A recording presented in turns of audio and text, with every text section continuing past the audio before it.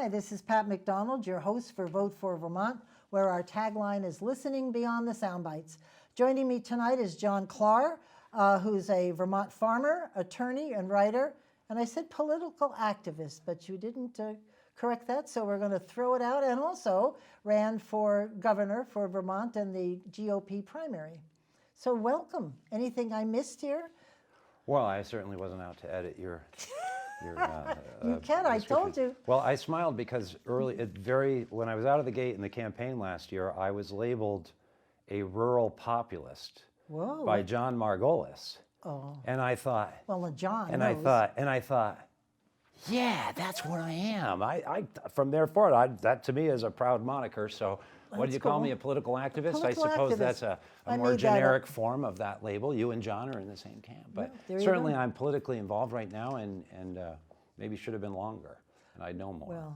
Well, we're going to talk. Wait till you see what he's been doing the last few months. I just went back to January in these questions and the articles you wrote. But first I wanted to talk about, you ran against Phil Scott in the primary, and you traveled around Vermont. You were one busy guy. I just wanted to know what you learned going around Vermont. Oh, so we have an hour for that question? Exactly, and then about 20 after that. I'll be brief, but to say that there were several things that, first and foremost, was I learned that I really enjoyed it. I actually thought that and like putting in signs and the handshaking would be the most mundane part of the trail, but it was the part I really did enjoy the most. Yeah. I loved going to events. I got to meet people that I had communicated with after COVID. So much of it had been pent up, so there were real people.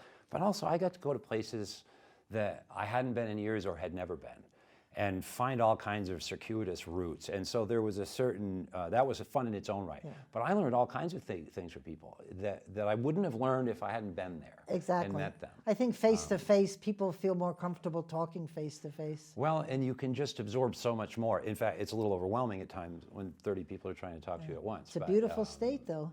I've always loved it. Yeah. And that's why I'm so honored to be participating now in a positive way, I hope. That's great. You also were responsible for bringing in, I don't know how many new candidates who ran as Republicans.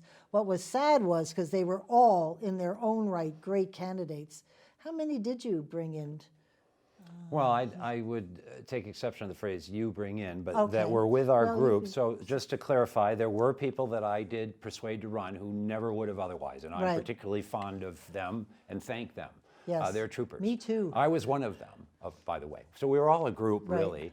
And so I was like, well, I can do it, you can do it. And it became kind of infectious. But there were other people that were probably already intending to run, and there were other people that were running that didn't want to be part of our group. But what I tried to do is get, well, can we all agree on 3 issues that would be more or less bipartisan, that are still conservative, that we have some authority with, we're not departing from our base, that are important to voters. And that was the idea. So we had our 3-issue platform, and we had a total of 38 people. Did you really, 4 John? different announcements. Awesome. And there was the agro-Republicans. So the agro-Republicans, we came out initially to try to say, how do we tell voters that I'm not Phil Scott, that we're not, that we're something, and also the primary focus of a lot of my work, as you've seen, is agriculture and Vermont Farms as part of our culture, our economy, and our environmental goals. So initially I thought it was catchy. I have now learned as a political activist that doesn't go well. And in time maybe you can identify yourself or generate name identity like any business, but it really created more confusion than anything. So immediately we switched to just saying. But what you wrote about how we should address our agriculture issues was right on the money. Well, it still is. Yes. So I mean, it's there. It's called the Farming Manifesto. It's still at klar2020.com, and it's free, and it's in video form or longer form. But I still would love to see any or both parties, everybody, get behind the ideas in it. There's really no downside to it. And we need our farmers to succeed. And they're doing yeoman's work this during the COVID, feeding people, just giving food off of their land to people. It's just really amazing what they're doing. So we owe them a lot. I hope it helps people recognize them more. Yeah, I think we should. I should have Ensign Tebbets on, because I've been talking about this it's 1 out of 3 Vermonters in an agricultural state that are dealing with food insufficiency. How can that be? It just drives me crazy. 1 in 3 Vermonters. Well, it could get worse. I mean, we've lost most of our farms, Yep. and we need more farms. Yeah. And again, it's a complex subject, and I'm not sure No, how no. much, but Yeah, we're I gonna move completely on. agree. Though I would say, I would paraphrase Wendell Berry, who wrote probably 30 years ago that it seems odd that for decades Americans lament the loss of the family farm, and yet we keep losing them. So I'm glad that 79% of Vermonters say they like farmers, but that's different from stopping denigrating them and treating them badly and like they're stupid. Especially the remaining farmers, the new farmers are some of the smartest people out there. Oh, they Just have because to we be. wear dirty clothes Yeah. doesn't mean the gears aren't turning. No, You don't they have make to it. be to be They have to successful. be. All kinds of Yep. levels, from mechanics to animal husbandry to business, Right. feed, nutrition, marketing. It's a huge business. Yeah, I It is growing. came to appreciate that. So you have been busy writing, very prolific, since, well, I went back, let's see, December 31st, you announced that you were going to be hosting monthly events, and so far you've done, at the State House, a Second Amendment, if I'm correct? No. No, you didn't. Fifth Amendment and 14th Amendment. We did the First Amendment. First Amendment, and then that's the right, Fifth, freedom of speech, And then right. we did the 14th is what we're doing Right. this Sunday. Right. The 14th on the 14th. And we're doing a Sunday because we had done some weekdays and people wanted a weekend event. And our Jewish friends can't come on a Saturday, Right. and we wanted to do the 14th. That's great. And so here we are. And what time is that, do you That's know? at noon, At noon. which I'll could be be better there. from church, but we have one a month. We'll be Yep. celebrating a different aspect of our liberties and Constitution Yep. for everyone is the goal.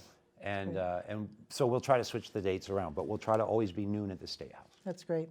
And I think people need to have a refresher on the Constitution because I think a lot of people just don't know. Well, I continue to learn. There's a lot out there. It's not just what it says, but what it's been interpreted to mean. But also, I would remind people the 14th is Valentine's Day, and in COVID, what else can you do? So come out and celebrate there your you love go. for one another and your love for your liberties and Constitution. Nothing's sweeter like than that. Vermont liberty. Get by the my way. husband out there with you. We'll be there. So one of the articles you wrote, and we're going to be bouncing around, believe me, because he's written a whole lot of articles, but this says a devotion to elitism, and this actually stunned me. I hadn't heard this. It was about Representative Marie Cordes, who gave a devotional speech on February 3rd. Could you talk about that speech and what she said on the floor of the House as a devotional? As a devotional. Sorry. Well, and let me emphasize that you wouldn't have probably heard about it, and No. most people wouldn't have, and that's what I'm trying to do. I just try to let Vermonters know what's going on. They can make their own judgments, and a lot of stuff needs to see the light of the public more. Yeah. And this was an example. So this was a devotional, and there are rules that apply to devotionals. In fact, a Christian who gave a devotional last year in the legislature, I understand, was told he could not give one again because he said God grants life or something. It was some Right. pro-life It was a reference. pro-life, right? And so the rules say it shouldn't be partisan or divisive, and that it should be under 3 minutes. In about a 6.5 minute self-congratulatory grandstanding disgrace, this Impressed by representative. it, I can tell. Well, it was disgraceful, and Yeah. other people were very upset about it. Legislators were very upset about it, and I'm wondering if there's going to be any accountability for it. But that's why it's really important that you're covering the topic. Yes, I think it's Because well, it I was the shocked. opposite of a devotional. So what she did that was so offensive was that she went on a launch quoting Frederick Douglass and Martin Luther King, of whom I'm a big fan both. Right. And in fact, I have free books that I give away from the Frederick Douglass Republicans at events throughout the fall that were prepared by K. Carl Smith, someone that I had done some work with as part of the campaign. And so she was quoting, and I know what she's quoting from, and she's quoting from Martin Luther King's sermon in what is supposed to be a devotional. God was never mentioned in the devotional. There was nothing meditative. There was nothing reflective. There was nothing to set the tone, which is part of the requirement for Right. a legislature, other than a very partisan and rather chip on the shoulder agitating abuse of Martin Luther King. Because what she did was she invoked Martin Luther King in his sermon, quoted from it, and then pretended as if she could invoke his situation in that time in the 1960s. I think it was 1964, Yep, 63. right. Her particular sermon might have, I think it was earlier. It was earlier. But sort of like George Floyd is incorporated to use against all of Vermont police officers. Right. It's in Congress. It's Right. anachronistic. But not only did she do that, but she reversed everything he was saying in it. And she took language that seemed to be inflammatory, where he said, well, there can be no peace until we have equality. He went on to say, but we must not be like others. We must not be hateful. We must be like Jesus. And Jesus taught us to love, not hate. And he went on with wonderful words of unison, and they were removed from her recitation. So she's a white woman invoking black suffering to condemn other white Vermonters, and says in her diatribe, whether you agree or not, whether you know it or not, you are part of a white supremacist society. Right. And I, Mighty Cortez, understand all of these things, being so enamored with Martin Luther King. And so she says, there can be no unity. Oh, we won't have unity. No, we must be aggressive. What did she call it? We must have. There was a phrase she used that was and I read it. I should have written it down. So I just quoted her words and contrasted them with Martin Luther King. She turned everything about what that man taught upside down. And when he says you judge a person by the content of their character rather than color of their skin, then I think BLM and Antifa and the people in Vermont right now and Eidos and other people ought to look to Martin Luther King and either tell us that he's an Uncle Tom and you reject him, or agree with us that what he said was the way forward for us. Because I'm not a racist.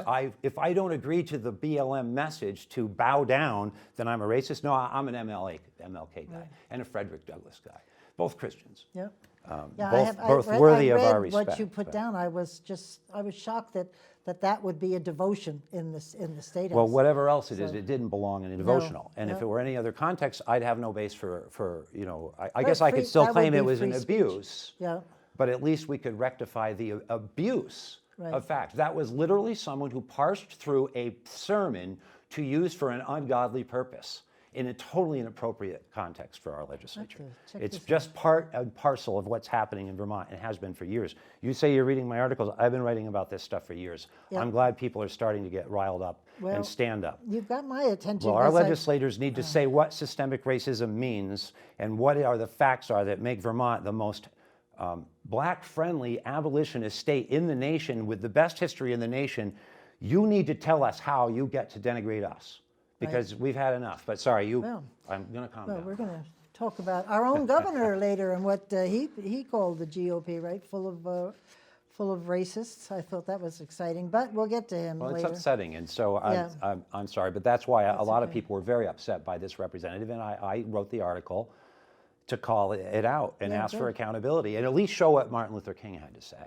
Good. Accurately. I think it was 64 because I was in New York City that year, and when he got shot, and it was. You had to be there. People were crying. I mean, it was just amazing. I just felt like, well, obviously part of history. I'm glad that I wasn't, but I was in diapers. Thank you, John, for that. Thank you. So the next article, moving on, you said, this was interesting, why do social justice warriors exclude Jews?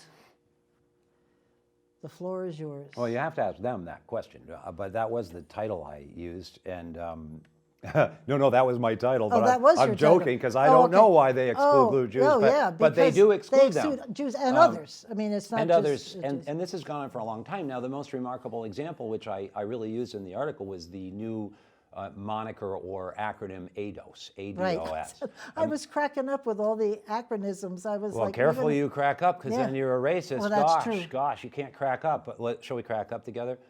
There's no disrespect to people whose ancestors were slaves. No. But there is disrespect to coin a new term, to claim some sort of all animals are equal, but some are more Eidos than others mentality. It's totally divisive, unjustified, not equity. It's a perfect example. That's why I like it. A perfect example of what Thomas Sowell describes as the inequalities and unfairnesses that result by government or other minority groups, meaning not minority being black or Hispanic, but minority being those small number that are in control of us, deciding they're going to impose their rule on us and make everything okay. This actually comes from a guy named John Rawls, who wrote a book years ago in the 70s, perhaps late 70s, called A Theory of Social Justice. And I took a course in it in law school, okay, called Social Justice. Right. And I got an A, okay?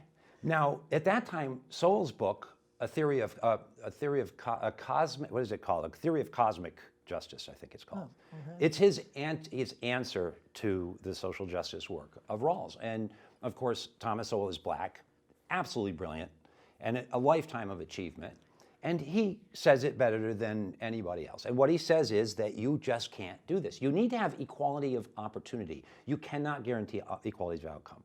So what's happened with this Eidos thing is that they're saying, look, we're owed money because we're American descendants of slaves, and we have to have an equal outcome with everybody else. But first of all, before we even get to the inequities, it's just not true.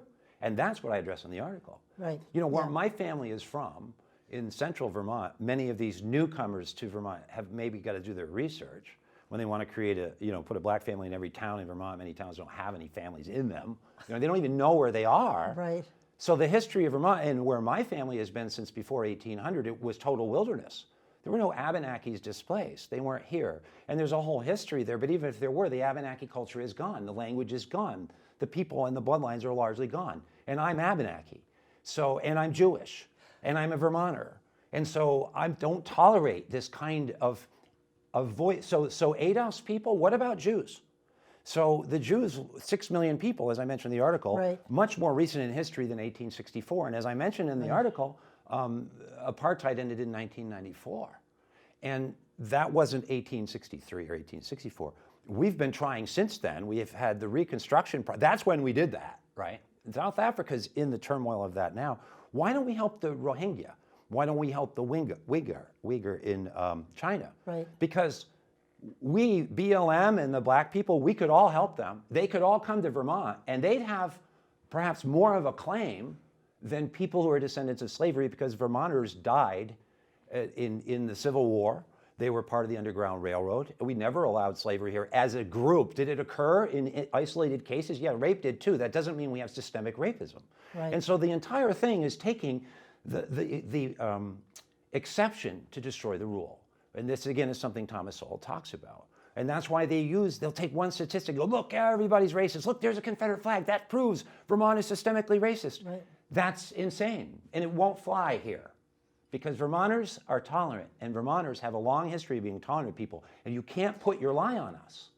That's what I'm standing for. And we've been the first in a lot of cases with regard to standing up for abolishing slavery.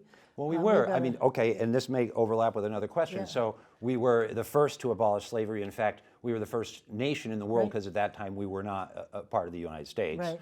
And it was very real, particularly, this, as some legislators have retroactively imposed their enlightened view on those people and said, well, it wasn't enough. The Constitution wasn't enough. For the time, it was outstanding and exceptional. Sure. I Right. wonder whether they would have done so. And it gave root to all of the liberties we now are taking for granted. As you say, people don't know their Constitution. Right. That's why we're forming our new group, the Vermont Liberty Network, which we'll talk about. That's great. But Vermont voted at the highest rates in the nation for Barack Obama, aside from Hawaii, his home state. Both elections. Vermont has the narrowest income disparity between blacks and whites of all 50 states. Vermont is the only state where black people are more likely to have a college degree than white people, though that may be changing because a lot of young black people, we see the demographics, are moving here. Right. And another thing I mentioned, I was just reading an article today by Lou Verricchio about how much the post-Civil War South hated Vermonters who came down there as part of Reconstruction. A particular vilifying hatred for Vermonters because we, if I may say, we had fought so hard in the Civil War. We had a reputation in the South. And many of us were assassinated after the Civil War in the South because they were Vermonters. Right. And so now we owe an apology to who? For what? Yeah. And as I say in the article, well, I've said it other times, I mean, well, at what point do I absolve myself? I worked for years as a public defender. I don't care what color people are when they're my clients. It's an insult to even suggest that a true doctor or lawyer would think so for a moment, and that's true of good cops. And if you talk to most police, they'll say, well, we might have racism, but it's rare, and it's not something we tolerate. It looks bad for us. It's not something we believe in. It goes against the grain of everything we're doing. I've done a couple of shows about is there racism in Vermont with several black people participating, and their experience has been great, except for the justice system. They've commented once or twice, but them personally, they have not experienced it. They've been very successful. Well, again, and I think that's important, and I'll be doing more interviews, but I have many black friends. That makes me sound right. Many black I know. friends in Vermont who are part of our group, co-candidates and others, and not all of them want to speak out and say so, but all of them that I'm talking about right now, those are voices, including Alice Flanders, who will be speaking on the 14th again. Yeah. These are black voices that white people like Connor Casey at Montpelier City Hall do not want to listen to, because these are black people. This is not a war between black and white people. They want to make it that way. And that's how they shame us, and they're racist. But it doesn't work, because many black people are on our side and see that. Right. And so, yes, you can find black people that have bad experiences. I've seen VPR or NPR do this, and they picked a guy that had moved to Vermont from Florida, and he'd been here a year, and he said he'd been harassed and everything else, but he was also living homeless in Newport. So I mean, maybe that was I'm not saying. Again, I'm a criminal defense attorney. I will fight against the police that are corrupt, and I will fight against a corrupt criminal justice system that always needs to be improved, but is the best in the world. Right. And I practice as Better a than public most, defender that's for sure. because I believed in the law and the importance of those rules.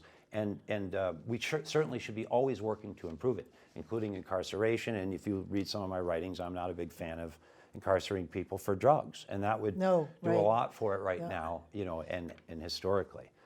Well, let me. Hopefully I've been responsive there. Let me. I had to look this word up, speaking of your words. Another article is entitled, "A New Racism Emerges from the Wokester Set in Vermont." Where did the word Wokester come from? Is that? It's actually in the dictionary. It is? Yeah, I looked it up. It said, so I learned the word with you. Me? So, so here's something it might be insightful for your audience, but so I write for American Thinker, amongst others, but I have developed sort of a rapport with them. I have a steady readership there, and I think they appreciate some of my type of writing. They are a little unique too, because they write more stuff, the intellectual kind of stuff that I do. Right. And I like compare and contrast and bringing in disparate ideas, and I get fun. A lot of other places are just about, you know, who said what when. Right. But part of the process with them and with most publishers is you don't pick the title. So if you look down the list of I have maybe approaching 70 articles with them now, and I think I have another one coming out tomorrow. Oh, cool. Which is kind of why I was late, because I want to get in by deadline and tell you about it. But so they picked the title. They picked that title. Well, okay? interesting and word. I never heard the word either. Now I've heard this term woke as a verb, and I knew what they meant right away. And I was like, hey, that's good. They often give me a better title. Sometimes I don't like their title picks, and sometimes their title picks get me in trouble. Somebody's woken up. Sometimes their titles get me in trouble. Oh, really? Well, when they titled a piece called "Phil Scott calls his own state irredeemably racist," that was not my title, but it was pretty accurate, so I stood by it. I just wouldn't have been quite that inflammatory at the time. Well, got everybody's attention, I do believe.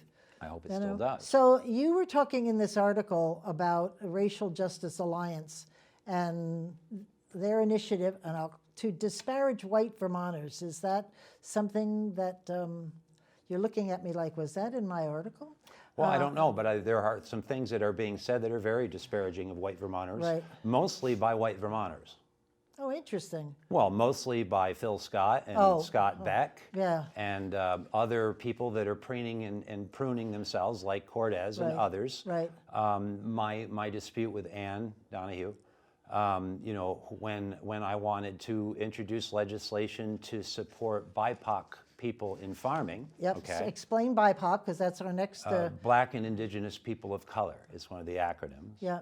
And so this fellow Stephen Geffen, I forget his name, from the NAACP had introduced some legislation. Oh, he's a new, I don't know him. He's a newcomer. Yeah, new guy. He's been here, I think, from Missouri or someplace down south, and he talks about his horrible experiences at the hand of those corrupt police officers down there. Right. I pray not here. No, it is inappropriate to transfer those things here and act as if it's all like smooth and nobody notices. We're not an urban population. So he introduced something that wanted to create a BIPOC bank using state funds to have black people run a bank that would be distributed to black and Indigenous people of color. So at least this, unlike Eidos, includes the Native American Indians. Eidos excludes them. And so often these same groups are invoking the American Indians. Okay, Kaya Morris has done it. She has said that only Native Americans have a claim to say, you know, who can live here. But it's their culture somehow. they're gone. They're up with the Neanderthals, pretty much. Well, actually, They're we've gone. had a couple of shows with one of the chiefs of the Abenaki. Oh, I know some of them. Yeah, and that's wonderful. And there's a woman and I've been wanting to get her on the show in Middlebury College who actually teaches the language, Abenaki which language, they've just started, which is and it's beautiful. wonderful. It is, and I've Yeah. listened to their songs and everything Yeah. else. So don't get me wrong. So I don't identify myself as Abenaki, but I do have that heritage. It's very evident. It's been part of my family heritage, and I can even talk about that. And we've actually suffered some discrimination in my family historically, but I Really? don't. That is not how I identify myself in that, either in that discrimination or culturally. When I say it's gone, what I'm saying is I don't think it can be reclaimed any more than we still try to learn about Egyptian culture. We've lost so much of it, and we can lament that. Right. I'm just stating it as a matter of fact. So thanks for allowing me to clarify Yeah. that. But so in the case of the BIPOC Bank, though, this grand scheme that is actually been proposed as legislation. I don't And know. funded by white. It would be funded by us, and it would be grants. Right. And what he says in there is he wants to put a black family in every town in Vermont. But there are towns in Vermont, especially in the Kingdom, where I think I looked it up because I was curious for the article. Actually, in Lewis, Vermont, no one has lived since 1908. Okay, I know where these towns are because I lived in the Right, Kingdom for 20 right. years. These are our hunting grounds. These are Yeah. great places in the summer. I bet.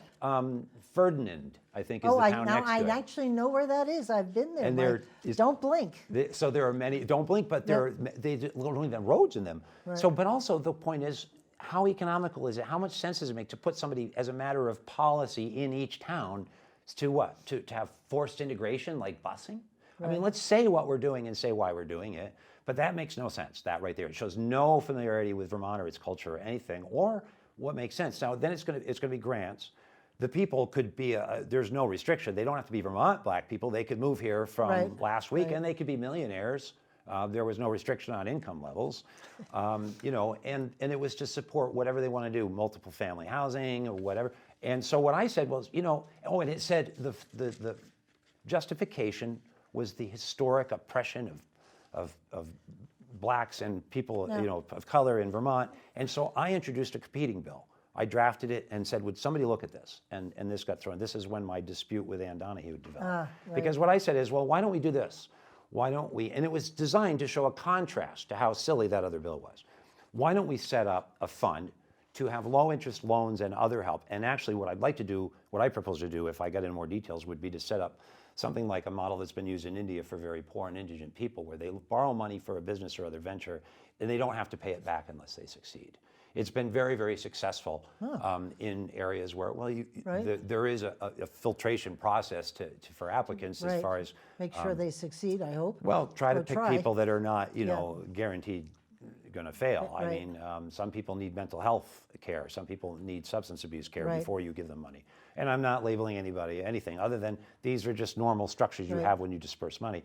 So, but the idea would be that if they did succeed, they could pay back into a fund that continued to benefit that group of people, that it would be targeted towards small farms and regenerative practices, because that's a win-win-win, cool. not just another subdivision, Right.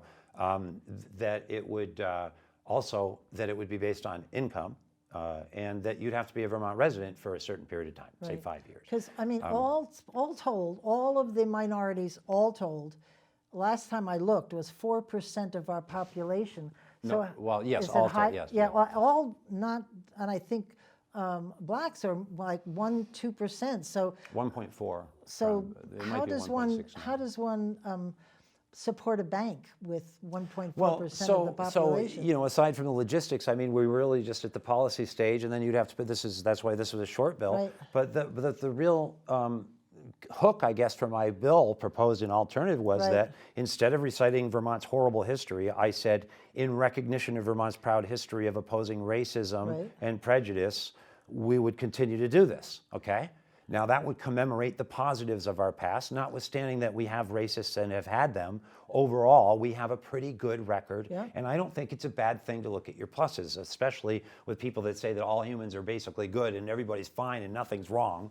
I mean, sorry, Well, but I just don't why know- are we so looking for fault? I mean, they're rewriting our Vermont history right now. Oh, for sure. They're rewriting Well, the they're Underground rewriting the Railroad. They're nation's rewriting history. everything. They're rewriting Alexander Twilight Yeah. as if he was traumatized, put through college. Well, I'm sure he had a lot of abuse Yeah. in college at that time, and it was Yeah. still a spectacular achievement for both him and our state and Middlebury, whatever happened to Middlebury, Right. that it had that kind of tolerance and openness then. It has long Yeah, forgotten. we didn't even mention the Underground Railroad, which we were. They're rewriting Yeah, that. yeah. That apparently didn't happen. They're going to have to bury the No. hole. So yeah, just go research it. We just All of a they sudden, had a they're digging wonderful- everywhere to find slaves, and that weren't here or were fine. They may find they're having a hard time finding Yeah, any right. significant numbers of slaves here because it just however much you want to find the exception, Vermonters were largely European immigrants and poor, dirt poor. In Right. fact, if you read a lot of the history books, a lot of New England states regarded them as pretty darn like they are now. Right. Like they're treating us like stupid, dumb because they were poor, real poor. And Well, most a of lot us know the that. families, that like my heritage. husband's Scottish, that worked in the quarries. that was way after Yeah. all of this happened. After the Civil War, they came, so we had not that much. We just read about it ourselves. My family comes from a long line of extraordinary poverty. Wow. And that is the way when there were 28,000 farms here, that's the way it was. I should say that my family, I mean, on the Abenaki side, there was a lot of poverty on my father, but on my mom's side here in Brookfield, probably they were a thriving farm from 1815 to 19-something, early 1900s. But that's when farming started to really suffer in Vermont, and it's been in a spiral since, as far as dairy farming. So just to wrap this up, because I wanted to go on to a couple of other things that you've Yes, done. ma'am. Thanks. Just to say, how racist is Vermont really? It doesn't sound to me like Well, it really that is article, now that's a racist. different article. Yeah. How racist is Vermont Right. really was looking specifically at a very important issue for Vermonters to make their own judgments. And I'll be very clear about this. I don't know what the real numbers are for police pullovers or whether they're racist or yeah, not. right. I know when that article, which they gave it that title, they gave that title, I forget what mine was, that's all about this Professor Seguino at UVM.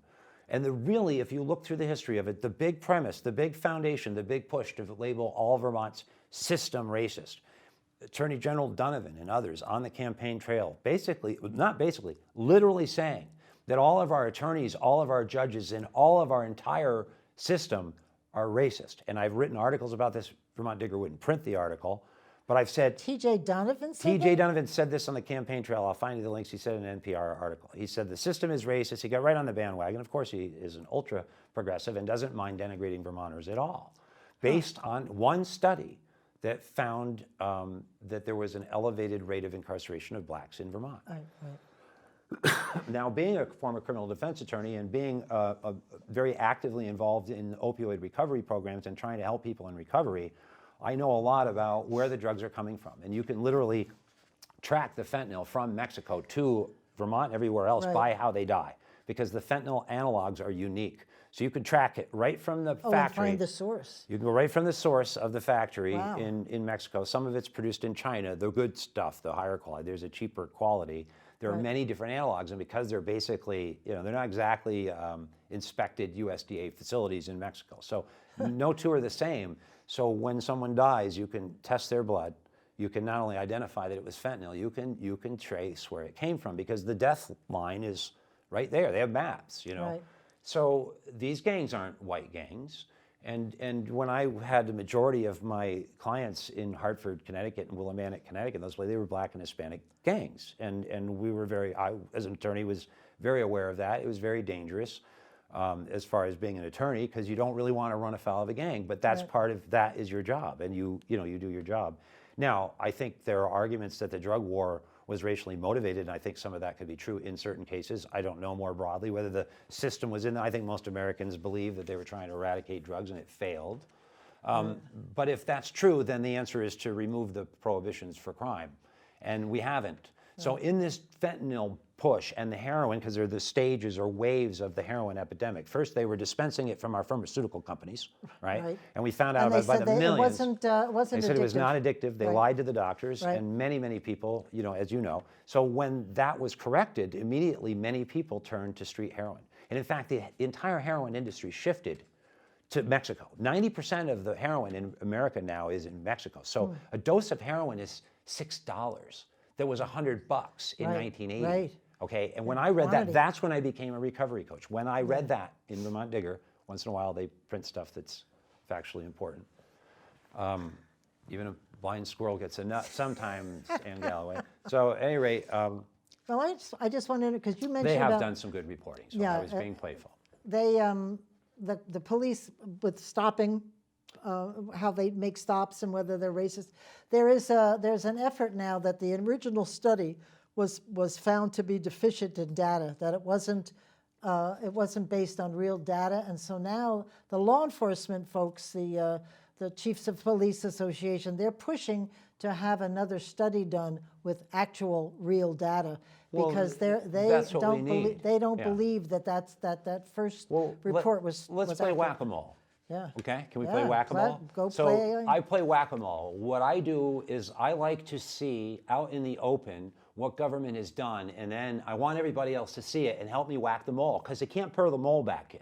Now, in this case, Professor Seguino has been putting out for years. What they've been doing is they've been manipulating the numbers, and there's really no way to do this accidentally, because they use a numerator that includes out-of-state black arrests over a denominator, which is Vermont's underlying 1.4% black population. So there's a mismatch. Now, if you study statistics, which I've studied, then that's dubious. Now, first of all, connection does not prove causation.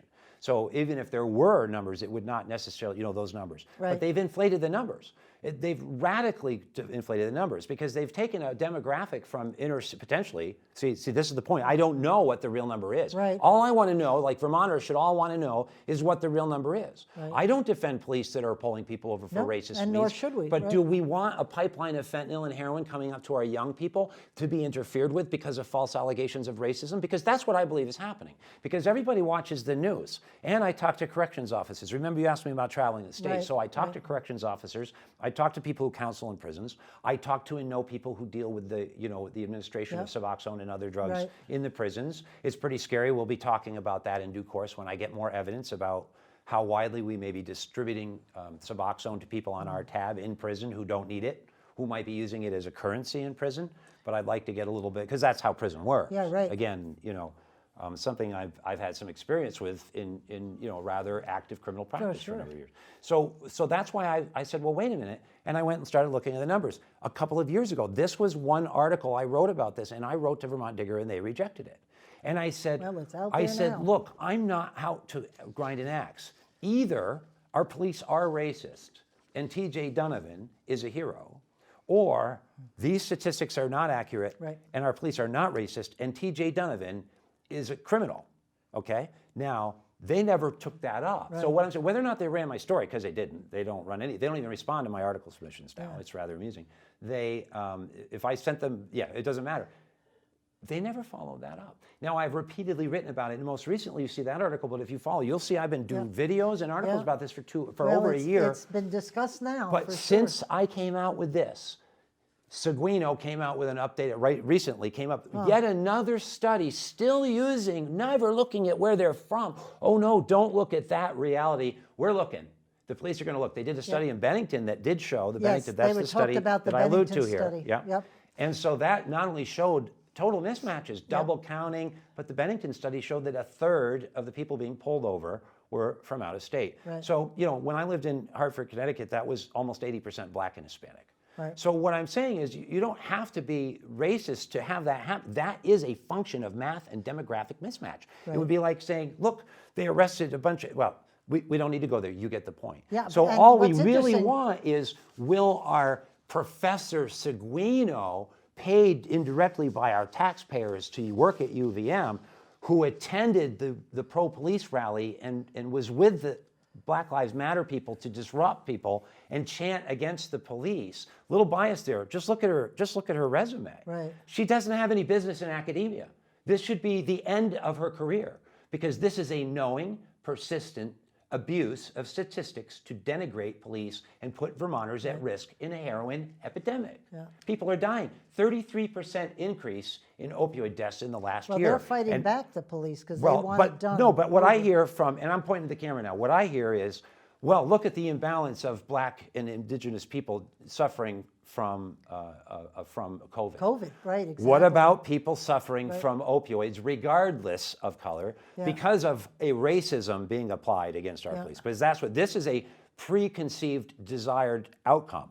That's Well, how this is you being know, used. they And this don't is where talk- Phil Scott and everybody Yeah. have built all the rest of their evidence without ever looking. And Vermont Digger did an article just a few days ago by Alan Keyes and a co-author, Right. in which they took this latest Seguino study and demonstrated what remarkable journalism Vermont Digger has in the propaganda machine that it is, churning it out, because they actually took Seguino's study a step further.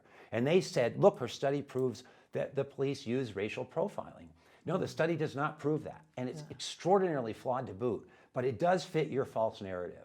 And we're tearing that narrative And you down. can't comment anymore on Digger, so Of course not. you can't respond anymore. Because which people is must very be strange. silenced if they're telling the truth to your lies. And that's why Vermonters need to get armed with just how much Vermont Digger and others are hiding the facts from us on many other areas. And that's why we've created the Vermont Liberty Network, and we're going to have a website where we will be gathering these resources. And you'll see with my articles, I give the links. Yep. There's too much truth out here for me to twist or make anything up, Pat. Right. So I thank you for having me on. No, You're hitting some very hot issues. So deep breath. Deep breath. I'm passionate.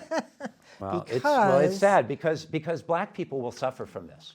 Because I- the blowback yeah. is going Well, to be I against just, black I just people. thought it was interesting, and people should know that the police are fighting back on those statistics because they don't believe, as you just said, that the data is correct and they're being misrepresented. Well, let me ask you so- on that. The police, sort of like soldiers, don't really have the liberty to engage themselves in the political fray the way the rest of us do.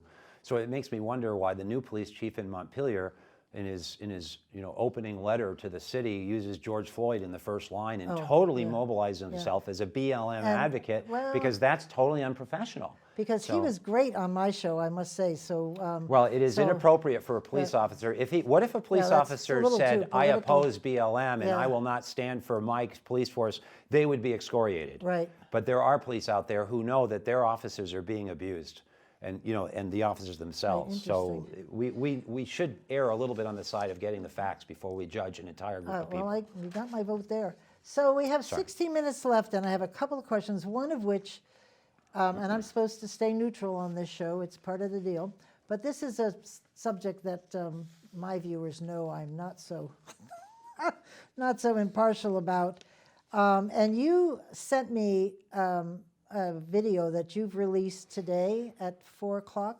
I did. Which was, and I think it maybe got started because you marched in the Right to Life march this at the State House, and I don't know where I was, but I wasn't there, and I apologize to the Right to Life people because I should have been there. But could you talk about that video? And it was I give you a lot of credit for being so honest, and I said before, I'm very sorry for what you've had to deal with, because that's pretty. You're going to try and make me cry? Oh, I was crying when I saw your video. That's the first time I've ever talked about it and not cried. Well, And my wife filmed it. huh. So, well, let me just tell the big picture briefly that I really have not been historically a pro-life activist any more than I've been a political activist. That's why I say I probably should have got involved years ago. I've just been farming and minding my business, but I had to come out of the woods when it's become too insane. But 2 years ago, I think it was, I first went, someone invited me to the Right to Life rally, and I went. And they filmed the Gosling movie. Oh, gosh, I saw that. Oh, And I cried, and Yeah. I did not know that they performed third trimester abortions in Vermont, and I actually felt terrible that I was so ignorant. right. The day before I attended that, my first grandson was born, Jonah, and I couldn't imagine. I had a picture of him, I mean, full head of hair. Yeah. He's looking at you. Yep.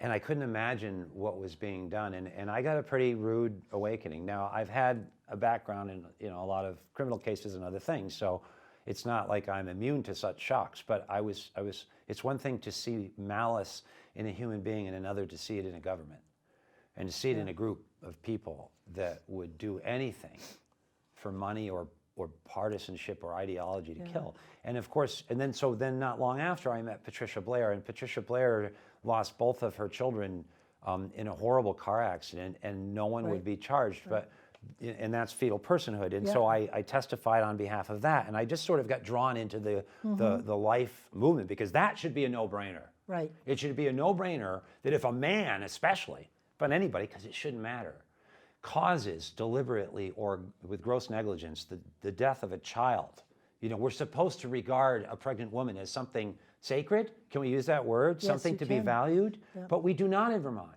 Because those women, it happens all the time. They get beaten or bludgeoned, and maybe the guy's going to get a charge with assault. But if she loses that baby, well, it's just tissue, right? No, it's not. And you can't have your cake and eat it too. Yeah. So, sorry to use that phrase. No, but that's so, okay. so this story, so when I went this year, and I went to a service beforehand, and of course now we had Phil Scott, you know, gleefully boast about all the rights he's given women. And given what I went through myself, and I don't know if you want me to talk about that, but you know, it's in the totally up to video you. if people want to look, Yeah. that we lost a baby, you know, in a really horrific way. And it wasn't an abortion, it was an early delivery that was really kind of horrific. And we were given to believe the baby was well before that, so we'd really grown to, you know, because Oh, if I you lose... didn't understand that part. Oh, that's... I may not have emphasized it, Yeah. but we actually went in, I may not have said that, but we went in for an ultrasound, Yeah. and we're second marriage, so we had each lost a child in our first marriage, as I think I discussed, and even then it affected me. Yeah. And so you learn sort of, well, don't get your hopes up, because first trimester, Right. you know, that's a high, potentially risk or higher Yeah. risk. And so we were in the second trimester, and we had gone a little late, and then we'd gone in for a routine ultrasound. And my wife is an RN, and she noticed on the ultrasound that it looked abnormal. right. And so she said to the radiologist, she said, well, is everything okay? And he said, oh yeah, everything's fine. And so we were celebrating that night. We were happy because, you know, again, she's a Yeah. nurse, I'm a lawyer. We always see the horrible things of everything. No, we do, you know. Right, sure. If you don't call me as a lawyer, you know, I hope you never have to call me. Yeah, right. Because it's always for something bad, usually. And it was bad. And the next day they called us and said, you have to go to Dartmouth immediately. And so the baby had an anomaly whereby he could not defecate or urinate. And so his belly was growing and growing and growing. the And his fluid. kidneys were, you know, 99% failed, as it turned out. He had no kidneys at all. They couldn't tell that at that time. So he would not have lived. But at that point, they told us that he was a threat to my wife. But because he was so big, she couldn't deliver him normally, even second trimester. So they had to use an amnio process to put a needle in through her to him to drain the belly first, so that she could deliver him normally. And he was still alive, and he died in our hands, and it was very difficult for us. But the point is that I didn't want to talk about it. But when I went to the last event, I was like, you know, people need to know that it's real, that it's a real child. And I quoted from Wendell Berry's and others. You can't just, you're never going to decide with science when life begins. We could err on the side of conception. We certainly shouldn't err on the side of delivery. So I say to Vermonters, of course we should have a recognition of fetal personhood, and 80% of Vermonters agree with me. So why do the extremists rule the roost and pass a constitutional amendment to mandate that every legislature take a vow that they support a constitution that guarantees the right to execute a human being up through the moment of birth? Well, and you couldn't do this to animals. No. They chop They would babies go up, they burn crazy. them in acid. Yeah. They're still alive, they're conscious. You look away. That's the only way you can tolerate it. And also, third trimester is an abomination. Either they're not performed so you can ban them, right? Or they are performed and you should. Right. And nobody is making a woman lose her life to keep a child alive. This was to save my wife's life. And you know, so, but it was still horrific. But the point was that I'm a man, and I held my son in my hands, and that's a human being, and I get to have an opinion about that. And I don't, you know, that's free speech. I guess. I always talk about, they say women's rights, but with every right comes responsibility. And there are so many ways, free ways, people will hand you things to prevent being pregnant, or, you know, the day after pill and all of this stuff. And I just don't get why it's a right at 9 months. I don't. I guess it's a right to have a spike in venereal disease, particularly gonorrhea and chlamydia right now are spiked. Oh, really? If you don't really need a condom, because the guy won't have as much fun, and you can just get an abortion. Right. I mean, it really is a total, but they're the ones who suffer. And so I wrote, my first big kerfuffle with Vermont Digger was because I wrote an article about informed consent. I'm a lawyer, okay, and I've done med mal too. Right. So, you know, and you study this, so doctors have to tell you all the risks, you know? Right. Not just the 4 hours and then go to the hospital thing in the bathtub, you know, Viagra, but all of things. So now you've got a young woman coming in, you've got all of these proclamations by Planned Parenthood and others that, where am I supposed to be looking at you? Look at all these cameras. No, It's no, okay, that's I'll use great. them You're that there. way. Planned Parenthood is telling, oh, it's just a procedure. It's easier. It's the safest procedure in the world. But if you look at the statistics, For you, which are maybe. confused, well, but young women, any woman, It's not a simple procedure. It's a humiliating thing to go through. And why lie to people? It's not informed consent. And by the way, if you go through this simple procedure, you're going to have a triple likelihood of committing suicide, a 4 times likelihood of being an alcoholic, and a 6 times more likelihood. I'm just picking numbers. You can look at the article. But Vermont Digger would not print the article. And I said, well, why wouldn't you print the article? And they said, well, we don't do articles about abortion, which of course they do. Pro-abortion. Yes, they do. And I wrote back and I said, but it's not about abortion. It's about informed consent. It's about if you have an abortion, these are the statistics that show that, and so maybe you should warn people even before they get pregnant. Yeah. And that's what the point would be. And it's just a discussion, and we can't have it. And this that bill didn't even touch on parental notification, which I'm 100% behind that. As, for a young child, you should know where your children are. It's 10 o'clock. Well, where are your kids? They're having a procedure. We live in a culture where we're treating children like adults and allowing adults to behave like children. And we're supposed to be the leaders. So yes, that is true. And there are cases of extreme cases there of abuse. But hey, this is the culture that wants to let 12-year-olds have surgery transformations and vaginoplasty without their parents knowing. Right. So it's getting a little extreme. And in a way, I'm glad. That's whack-a-mole. Enough people are saying, oh, okay, all right, this all sounded fine and dandy, but you're actually off your rocker now. Right. And that's what, all I'm doing is writing about the truth. And if people want to watch the abortion video, I tell the whole story. Where can they see that? I started a YouTube channel 2 weeks ago. I've been learning as an old man new tricks how to be a videographer because I write these long-winded articles and use the big words or whatever, and it takes time, and we live in a culture where people absorb at a different pace. So I've been trying to put out an article and then an accompanying video. Good job. And then that one, at this year's Right to Life event, I just felt that I needed to tell the story. And so I asked my wife if I could, and then we did it, and then I hadn't posted it, but you told me you wanted to talk about it, so I posted it today. Well, I think it's very meaningful, and I hope so, because I went through a lot to do it. I don't want to say kudos, but to share those stories was really moving. Well, I hope it moves some people's thoughts and hearts. It was. Because it's real. Yeah, and something I mentioned in the movie that I should reiterate, if you're a man and your partner is a woman who's pregnant, and you throw your hands up and say, well, it's your choice, honey, you're not being a very good friend. And so you have to have an opinion, whatever it is. Yeah. And if you're going to have an opinion, then maybe you should hold a baby in your hands before you get to have one. Right. Not have to be a woman in order, because they say, well, if only a man can have it. This is what, sort of make the parallel. They'll say only a woman gets to have an opinion. I've been berated over the last 2 years. This is one of the reasons I spoke out. I'm on the campaign trail. I'm never advocating for anything other than banning third trimester abortions and fetal personhood. There's nothing extreme about what I'm doing. But I get vilified by people. Oh, you want to impose your morality? I just don't want to kill third trimester babies anymore. See, mine is after first trimester, so I'm even more... Well, but that's the discussion we could have. Right. But there shouldn't be a debate about third trimester. There's a point at which... picking, low-hanging fruit right there. There's a point at which the baby feels pain. 21 the baby's days. Heart, and so... That's after the first trimester for me. So that's the discussion, but what I'm saying is never going to be a scientific answer. So we have to have it as a society and not just one side who are killing babies. Planned Parenthood told me, Pat, they'll never have a 9-month abortion. I said, well, then change the bill. Oh, no.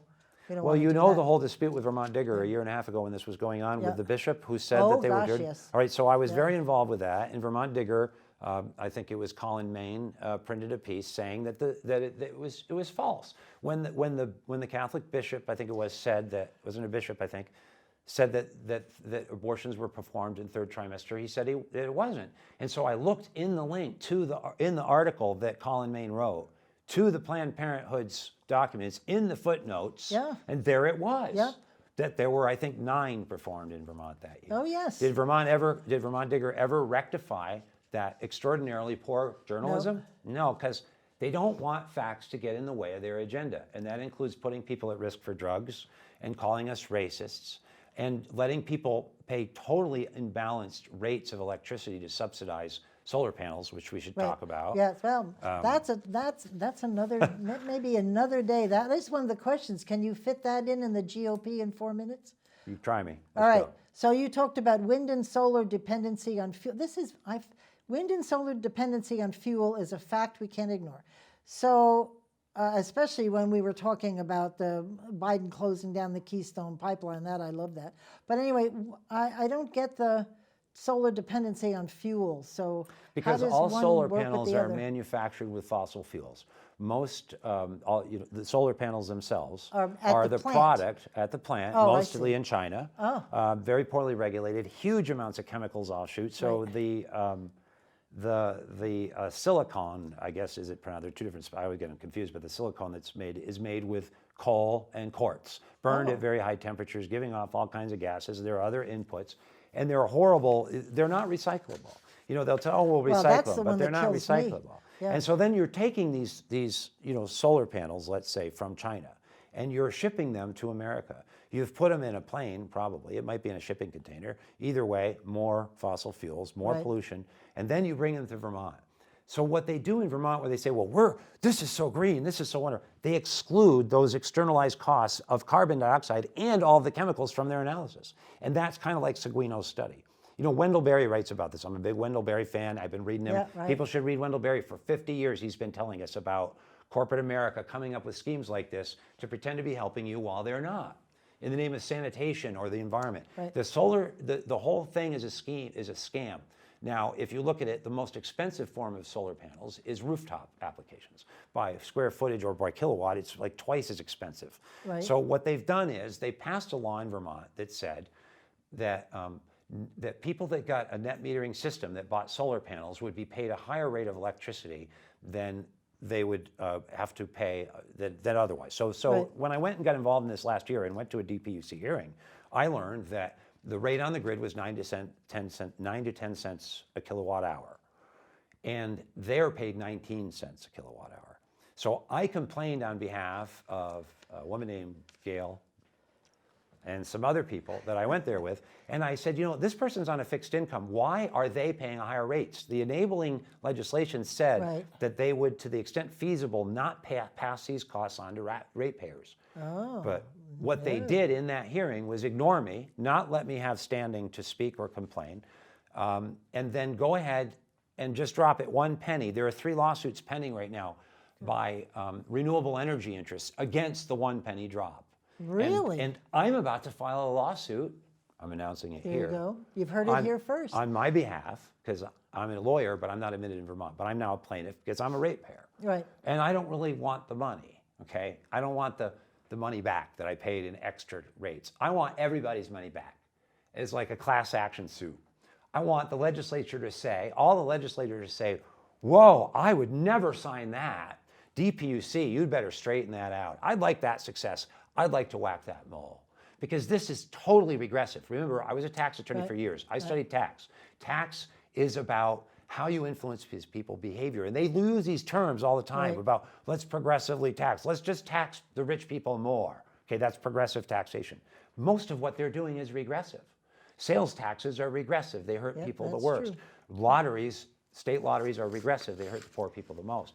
This whole thing is extraordinarily regressive. The Department of Public Service has complained. They support my lawsuit. Oh, this needs to be appealed, and the Department of Public Utilities, who ignored me, never even mentioned the issue in their final report, and moreover, in their statutory duties. I love this as a lawyer, by the way.